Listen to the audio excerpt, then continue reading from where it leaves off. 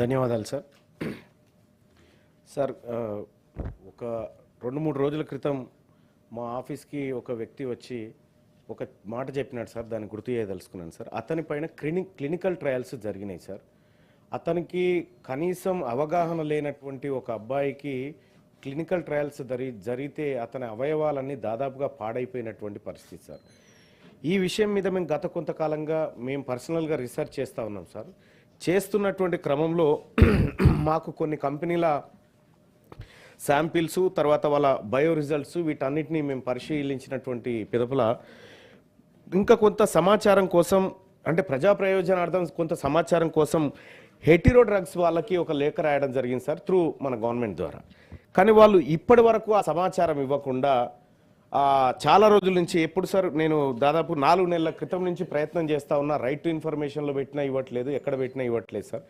ప్రధానంగా ఏంటంటే సార్, నాకు తెలిసినటువంటి విషయం ఏంటంటే, ఆ విషయం కనుక బయటకు వస్తే అమెరికానే షేక్ అయ్యే పరిస్థితి అనిపిస్తూ ఉంది సార్ నాకైతే. ఎందుకంటే గత కొన్నేళ్ళుగా జరుగుతున్నటువంటి ఒక చీకటి వ్యవహారం ఇందులో దాగినట్టుగా నా దృష్టికి వచ్చింది సార్. సో తమరి ద్వారా నేను చేసేటువంటి రిక్వెస్ట్ ఏంటంటే సార్, నేను ప్రభుత్వానికి రిప్రజెంటేషన్ మన ద్వారా పంపించినాను సార్. దయచేసి ఆ సమాచారాన్ని ప్రజా ప్రయోజనార్థం మా సభ్యులకు కానీ మేము ఎవరడిగినా ఇవ్వాల్సిందిగా రిక్వెస్ట్ చేస్తూ ఒక మాట సార్. ఇంకొక చిన్న మాట ఏంటంటే సార్, చాలామంది ఈ సభ దిక్కు చూస్తూ ఉన్నారు సార్. ఎందుకంటే ఇక్కడ జరుగుతున్నటువంటి చర్చ తెలంగాణ ప్రజలకు నిజంగా ఇక్కడ మా చర్చ జరుగుతూ ఉంది, ఇక్కడ మంచి వాతావరణంలో అనేటువంటి ఒక ఆశ కలుగుతూ వాళ్ళు చాలామంది కూడా వాళ్ళ ఇష్యూస్ షేర్ చేస్తూ ఉన్నారు సార్. అయితే సార్ ఇక్కడ నిమ్స్లో 60-70% ఇప్పటికి కూడా ఆంధ్ర ఎంప్లాయీస్ని వేరే రకంగా రిక్రూట్ చేసుకుంటూ ఉన్నారు. లోకల్ వాళ్ళకి నష్టం జరుగుతుంది అనేటువంటి మాట ఇక్కడ నిరుద్యోగులు చెప్తున్నటువంటి మాట సార్. సో వాళ్ళు చాలా రోజుల నుంచి రిక్వెస్ట్ చేస్తూ ఉన్నారు సార్, పారామెడికల్ అన్ఎంప్లాయిడ్ యూత్ దయచేసి లోకల్ వాళ్ళతో రిక్రూట్ చేసుకోవాలనేటువంటి మాట వాళ్ళు ఒకటి చెప్తా ఉన్నారు సార్.